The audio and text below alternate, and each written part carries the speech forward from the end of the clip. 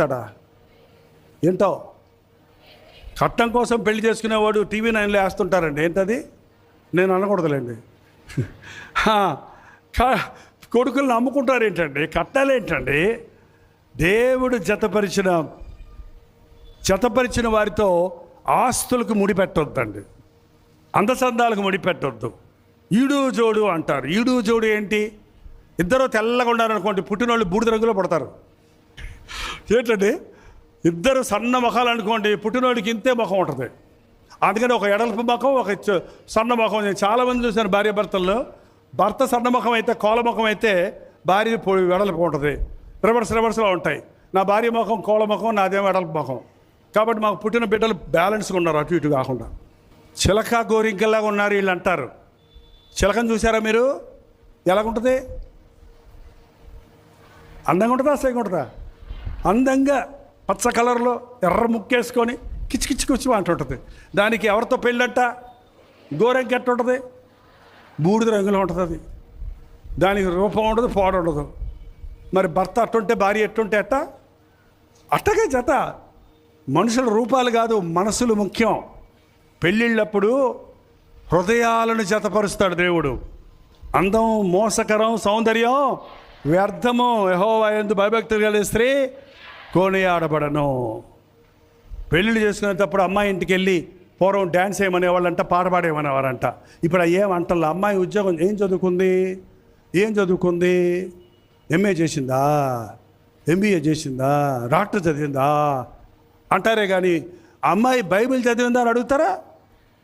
Bible చదవని అమ్మాయి MA చేసినా, ఎంబీఏ చేసినా సంవత్సరానికి పనికిరాదండి. జ్ఞానం కావాలంటే పుస్తకాలు కాదు, ఏం కావాలి? దైవ భయం కావాలి. బైబిల్ చదువుకునే వాళ్ళు కుటుంబం ఎలా కట్టుకోవాలి, బిడ్డలను ఎలా పెంచుకోవాలి, భర్తకు ఎలా సహకరించాలి అనే ఆలోచన కలిగి ఉంటారు. అందుకే దైవ చిత్తం అన్నప్పుడు విశ్వాసులు అవిశ్వాసులతో వివాహము చేసుకోకూడదు. మనకి ఇష్టం లేకపోతే ఏదన్నా మార్చుకోవచ్చు. మీరు గంట సేపు చీరలు సెలెక్ట్ చేసుకొని మళ్ళీ ఇంటికి వచ్చాక మళ్ళీ తీసుకెళ్ళి నాకు ఈ రంగు నచ్చలేదని ఇంకో రంగు తెచ్చుకుంటారు కదా.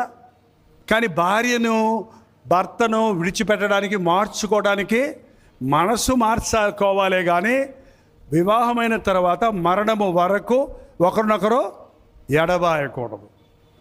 ఒక 2000 రూపాయల చీరని నాణ్యం ఉందా లేదని పట్టుకొని చూసి అంతసేపు సెలెక్ట్ చేసుకుంటున్నావు. జీవితకాలం అంతా నీతో ఉండే వ్యక్తి విషయమై కళ్ళు మూసుకొని పెళ్లి చేసుకుంటేట, పైన చూసేస్తే ఎట్లా? ఏంటంటే వివాహం అన్ని విషయములలో ఘనమైనది. వివాహం విషయంలో దేవుని చిత్తం ఖచ్చితంగా ఎరగాలి. మీ చదువుల విషయంలో, ఉద్యోగాల విషయంలో దేవుని చిత్తం లేకుండా కడుగు కూడా ముందుకి వేయకూడదు. దేవుడి చిత్తం తెలుసుకోవాలి.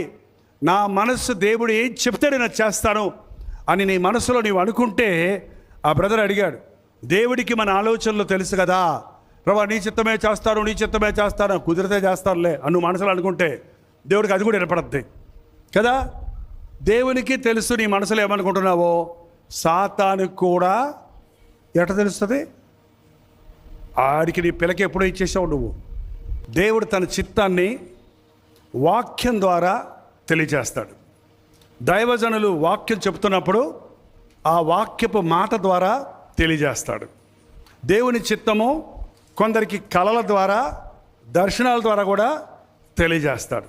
కొంతమందికి దేవుడు తన మెల్లని స్వరము కూడా వినిపిస్తాడు. కానీ ఒకరికి ఇది జరిగింది కాబట్టి నాకు ఇదే జరగాలి అంటే మాత్రం కుదరదు. నీతో ఒకలా మాట్లాడతాడు, నాతో ఒకలా మాట్లాడతాడు, మరొకరితో ఆయన ఇష్టం. కానీ దేవుని చిత్తము తెలుసుకున్నప్పుడు కళల ద్వారా మాట్లాడినా, సేవకుల ద్వారా మాట్లాడినా, వాక్యముతో అది పోల్చినప్పుడు కరెక్ట్గా ఉండాలి.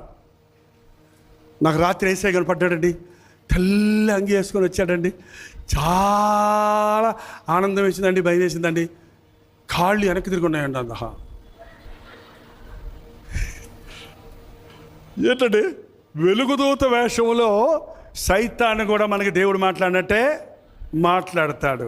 కాళ్ళు వెనక్కి తిరిగి రివర్స్లో ఉన్నాయంటే దేవుడు కాదు కదండి. రాత్రి దేవుడు మాట్లాడాడంటే నేను మర్చిపోయాను అంటాడు ఒక్కొక్కడు. నెబుకద్నెజర్లాగా నాకు దేవుడు మాట్లాడాడంటే నాకు అర్థం కాలేదండి అంటాడు కొంతమంది. అర్థం కాకుండా మాట్లాడేవాడు కాదు మన ప్రభు. అర్థమయ్యేటట్టు మాట్లాడతారు, స్పష్టంగా మాట్లాడతారు. సమూయేలు నీ దాసుడు ఆలకించుచున్నాడు, సెలవిమ్ము అనేదాకా దేవుడు ఆయనతో పూర్తిగా మాట్లాడలేదు. దేవుడు అన్ని గొప్ప సంగతులు, ఇశ్రాయేలుకు జరిగే సంగతులన్నీ బాలుడైన సమూయేలుకు బయలుపరిచాడు. మోషే నిన్నే రా, నేను నిన్ను ఫరో దగ్గరికి పంపిస్తాను. ఎంత స్పష్టంగా చెప్పాడు. నా చేత కాదంటే నేను నీకు తోడై ఉంటాను. సో దేవుడు పొమ్మనేవాడు మాత్రమే కాదు, చెయ్యమనేవాడు మాత్రమే కాదు, చెయ్యటానికి శక్తి ఇచ్చేవాడు కూడా. దేవుని చిత్తం 1-2 సార్లు మాట్లాడతాడు దేవుడు. మీ కళ వచ్చినా, కళ వాక్యానుసారంగా ఉన్నా అది దేవుని చిత్తం. కళ వేరేలాగుంటే, వాక్యం వేరేలాగుంటే అది దేవుని చిత్తం కాదు. ఈ మధ్య ప్రవచించే వాళ్ళు ఎక్కువైపోయారు. తణుకులో ఒకసారి పాస్టర్లు అందరు మీటింగ్లో ఒక సహోదరికి దేవుని ఆత్మ వచ్చి ప్రవచించడం మొదలుపెట్టింది. కట్టు మందిరం కట్టు, దేవుడు చెప్తున్నాను కట్టు అంటుంది ఆమె. కట్టు ఎరుకో గోడలు కట్టినట్టు నీవు కడతావు, కట్టు అంటుంటే దేవుడు కట్టేయమన్నాడని రాసుకుంటుంటే, నేను బైక్లో తణుకు నుంచి కాపువరం వెళ్తుంటే కట్టు అన్నది బాగానే ఉంది, ఎరుకో గోడలు కట్టినట్టు కట్టమంటేనండి.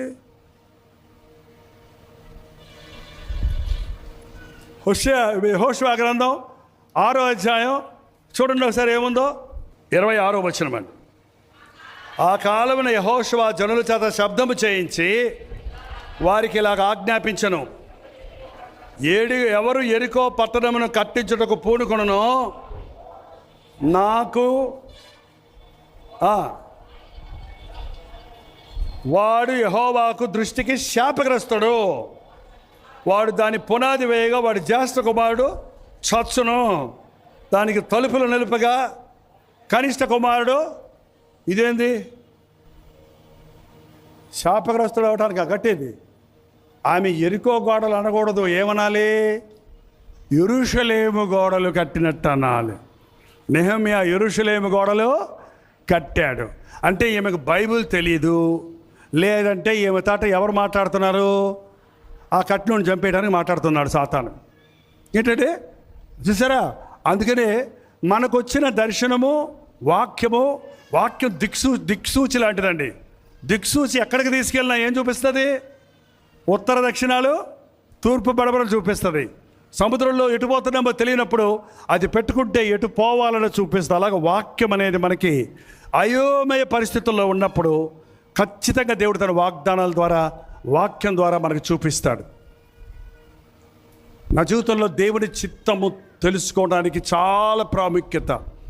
ఇంతవరకు నేను చేస్తున్న పరిచర్యలన్నీ దేవుడు వాగ్దానం ఇచ్చి తన చిత్తాన్ని చూపించినప్పుడే చేస్తూ ఉన్నాను. చిన్న ఊరిలో అయినా, చిన్న మీటింగ్ అయినా, పెద్ద మీటింగ్ అయినా, జరిగినవన్నీ దేవుని చిత్తము, జరగనివి దేవుని చిత్తం కాదు అనుకోవద్దు. మంచివన్నీ దేవుని చిత్తము, చెడ్డవి దేవుని చిత్తం కాదు అనుకోవద్దు. యోసేపును వాళ్ళ అన్నలు కొట్టి గొంతులో పడేయటం దేవుని చిత్తమా కాదా? అదేం దేవుని చిత్తం? కొట్టేసరిగా పాపం, అమ్మేసరిగా పాపం. వాడు చావాలని కోరుకున్నారు వాళ్ళు. కానీ వాళ్ళు అమ్మకపోతే యోసేపు ఐగుప్తు వెళ్ళేవాడా? ఐగుప్తు వెళ్ళకపోతే ఐగుప్తు ప్రధాని అయ్యేవాడా? మరి దేవుడు ఒక గొప్ప కార్యం చేయడానికి ఒక చిన్న కష్టాన్ని పంపిస్తాడు. ఈ కష్టంలో ప్రభువుని నమ్మితే ఆ గొప్ప ఫలితాన్ని మనం పొందుతాం. కాబట్టి ఇవాళ దేవుడు వద్దన్నప్పుడు బాధపడకండి, దేవుని మీద అలక్కండోయ్. మీరు ఎవరి మీద అలిగినా పర్వాలేదు, కానీ అసలు అలకలే మంచి కావండి. పేతురు అడిగాడు యోహాను చూపించి, ప్రభా ఈయన సంగతి ఏంటంటే, నీకెందుకు నోరు మూసుకో, ఈయన వచ్చే వరకు ఉంటాడు, ఆయన సంగతి అడక్కు, నీ సంగతి చూసుకో, నువ్వు నన్ను ప్రేమిస్తే నేను చెప్పిన పని చెయ్యి అన్నాడు. కాబట్టి దేవుడి చిత్తం నీ పట్ల నువ్వే తెలుసుకోవాలి. బట్ వివాహ విషయం వచ్చినప్పుడు నీకు బయలుపరిచిన దేవుడు ఖచ్చితంగా నిన్ను కన్న తల్లిదండ్రులకే తెలియజేస్తాడు. అర్థమైందండి? దైవ సేవకులకి తెలియజేస్తాడు. అంతేగాని మా గేదెలు పోయేయండి, ఎక్కడికి పోయారో ప్రార్థన చేసి చెప్పండి అని ఉత్తరం రాస్తారు నాకు. ఆ రోజుల్లో పోస్ట్ కార్డులు రాసేవాళ్ళు, ఫోన్లు లేవు. మా గేదెలు పోయాయి పాస్టర్ గారు, అవి ఎక్కడ పోయాయో మీరు బాగా చెప్తే నేను 10 రూపాయలు కానికిచ్చుకుంటానని రాసింది ఒక ఆమె. అమ్మ గేదెలు పోతానికి ఏమన్నా మేము సోది చెప్పేవాళ్ళమా ఏంటండి? మనుషులు తప్పిపోతున్నారు, వాళ్ళని పట్టుకోమన్నాడు. గేదెలు పోతే పోయినాయి, ఇంకో గేదె కొనుక్కోవచ్చు. ఒక మనిషి తప్పిపోతే వాడు నిత్య నరకంలోనికి వెళ్ళిపోతాడు. కాబట్టి దేవుని చిత్తం, మీరు ఇంటికి వెళ్ళి ప్రార్థన చేయండి, ప్రార్థనలో కనిపెట్టాలండి, అప్పుడే దేవుని చిత్తం తెలుస్తుంది. ఒక సహోదరు ఉన్నారు మెడ్రాస్లో, ఆమె నర్సుగా, గుంటూరులో స్టాఫ్ నర్సుగా పనిచేసేవారు, ట్రైనింగ్ అయ్యి పనిచేస్తున్నారు. ఆ హాస్పిటల్లో ఒక మీటింగ్ అరేంజ్ చేసి మెడ్రాస్ నుంచి ఒక తమిళ ఆయన ప్రసంగం చేయడానికి వచ్చాడు. ఆయన ప్రసంగం చేస్తున్నాడు. ఆయనకి కళ్ళు లేవు. కళ్ళు లేకపోయినా వాక్యాన్ని కంగుమంటూ చెప్పే దేవుని ఆశీర్వాదంతో అభిషేకించబడ్డ వ్యక్తి. ఈమె కోర్సు ముగించిన తర్వాత వివాహం విషయమై తల్లిదండ్రులు చెప్తే, దేవా నీ చిత్తమైతేనే, నీ చిత్తములో ఉన్న వ్యక్తిని నాకు చూపించని ప్రార్థన చేసుకుంటుంది. అంతేకాదు, నీ సేవకుడిని చేసుకోవడానికి సేవ చేసేవాళ్ళు నాకు కావాలి, సేవకుడిని చూపించని ప్రార్థన చేసుకుంటుందంట. ఆ రోజు మీటింగ్లో కూర్చుంటే ఆయన 2 కళ్ళు లేని ఆయన వచ్చి ప్రసంగం చేస్తూ, ఇతడే నేను కోరుకున్నవాడు అనే వాక్యం తీసే ప్రసంగం చేస్తున్నాడంట. ఆమె కూర్చొని ఉంటే వెనకాల నుంచి ఓ శబ్దం పడుతుందా, ఇతడే నేను కోరుకున్నవాడు, ఇతడే. ఎవరు పిలుస్తున్నారా అని చూస్తుంది వెనకాల. ముందు ఇతడే అంటున్నారు, వెనకాల ఇతడే అంటున్నారు. ఇది పాస్టర్ గారు చేసే ప్రసంగం. మరి వెనక నుంచి చెప్పేది ఎవరు? ఏంటి, దేవుడి కనుక ఏంటి పెళ్లి చేసుకోమంటున్నాడా ఏంటి? సరేలే, పాస్టర్ని చేసుకోవటమే గొప్ప త్యాగం, మళ్ళీ కళ్ళు లేని పాస్టర్ని చేసుకుంటా నేనేం చేసేదేకా అని అనుకొని కాదులే అనుకొని వెళ్ళిందంట. రూమ్లోకి వెళ్ళి, ప్రభా ఏంటి నాయన కన్ఫ్యూజన్లో ఉన్నాను, నీ చిత్తం ఏంటో తెలియజేయని బైబిల్ ధరిస్తే ఇతడే నేను కోరుకున్న వారి రెఫరెన్స్ మీద పడింది. అరే, అక్కడ ఆయన చెప్తున్నాడు, ఇంకో స్వరం అదే చెప్తుంది, బైబిల్ ధరిస్తే అదే వస్తుంది. అంటే ఏంటన్నమాట, కన్ఫామ్ అయిపోయింది. కానీ ఆమె 3 నెలలు అంట. ఆయన తమిళ ఆయన, ఈమె తెలుగు ఆమె. ఇది ఎట్ట కుదురుద్ది? ఒకటి కాదు, అన్నీ నెగిటివ్గానే ఉన్నాయి. కానీ చివరికి ఆమె ప్రార్థనా పరురాలు కనుక దేవుని చిత్తానికి లోబడింది. వారిద్దరు వివాహం జరిగింది. వారిద్దరికి చక్కటి 3 బిడ్డలు పుట్టారు. ఆ బిడ్డలు ఇప్పుడు డాక్టర్స్గా పనిచేస్తున్నారు. ఒక కుమారుడు సేవ చేస్తున్నాడు. వాళ్ళు Christian foundation for the blind, అంటే అంధులకు ఒక పెద్ద ఇన్స్టిట్యూషన్ తయారు చేసి, బ్రిల్ అంటారు చూడండి చేతులతో, ఆ ప్రింటింగ్ ప్రెస్ పెట్టి బైబిల్ని అందులో ప్రింట్ చేసేస్తున్నారు. వాళ్ళిద్దరు ఎంత సంతోషంగా ఉంటారంటే, ఆ బ్రదర్ నేను కలిసి చాలా చోట్ల ప్రసంగాలు చేశాం. ఒకరోజు నేను ఆయన కూడా ఒకే ట్రైన్లో దిగాం. ఆమె ట్రైన్లో భర్తను రిసీవ్ చేసుకోవడానికి రైల్వే స్టేషన్కి వచ్చింది. వచ్చి ఆయన రాగానే నన్ను వదిలేశాడు. ఆయన నన్ను వదిలేసి ఆమెను చేయబట్టుకుంటే, వాళ్ళిద్దరూ చిలకా కోరికలు అంటారే, అదేంతా చెప్పానే, వాళ్ళు మాట్లాడుకుంటుంటే, బాగున్నావా, భోంచేసావా, చేయలేదండి, మీరు ఎలా ఉన్నారండి, ఇప్పుడే కొత్తగా పెళ్ళైన వాళ్ళు కూడా మాట్లాడుకోరట. మాట్లాడుకునే విధానం చూస్తుంటే, ఆహా, దేవుని గొప్ప